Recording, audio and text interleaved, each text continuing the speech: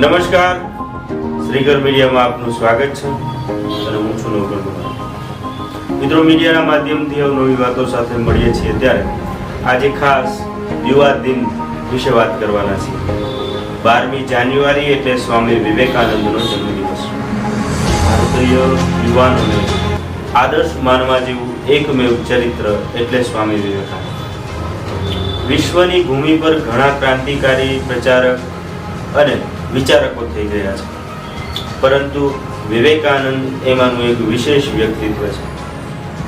યુવાનો માટેનું આદર્શ, યુવાનોના જીવનને માર્ગદર્શક એવું આ ચરિત્ર ભારતીય યુવાનો માટે ખાસ મહત્વનું છે।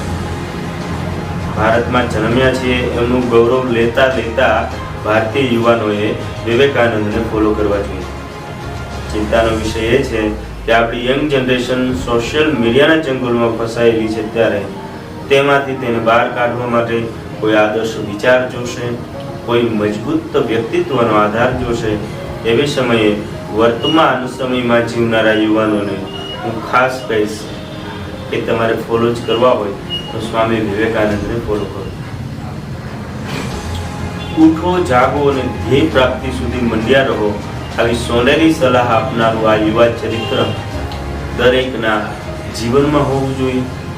યુવા શક્તિનું આદર્શ આ ચરિત્ર બંગાળની ભૂમિમાં જન્મીને ભારતીય સંસ્કૃતિને વિદેશ સુધી લઈ જવા માટે અથાગ પરિશ્રમ કરે એ આપણું સૌભાગ્ય છે।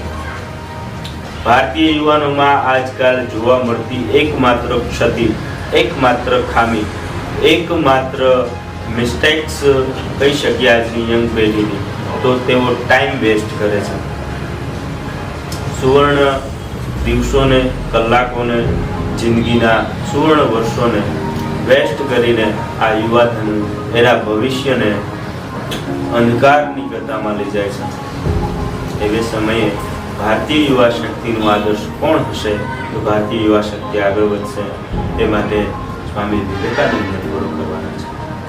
આ ચરિત્રએ ચીંધેલા રસ્તા પર ચાલીને ઉર્જાવાન બનીને જીવનમાં ભારતીય સંસ્કૃતિના વેદ અને ઉપનિષદના અમૂલ્ય વિચારો ભરીને વિવેકાનંદના રસ્તે આજની યુવા પેઢી ચાલે એવી શુભેચ્છા સાથે મારી વાત પૂરી કરું છું। 12 જાન્યુઆરી વિવેકાનંદની જન્મ જયંતિને વિશેષ રીતે ઉજવો અને જીવનમાં આદર્શ વિચારો લઈ આવીને યુવાન વર્ગને ખાસ કહીશ કે વિવેકાનંદના ફોલોવર્સ બનો અને તમારી લાઈફને પરફેક્ટ શેપ આપો। ફરી પાછા શ્રીકર મીડિયા સાથે આવી અવનવી વાતો સાથે મળીશું। ત્યાં સુધી જય હિન્દ, ભારત માતા કી જય।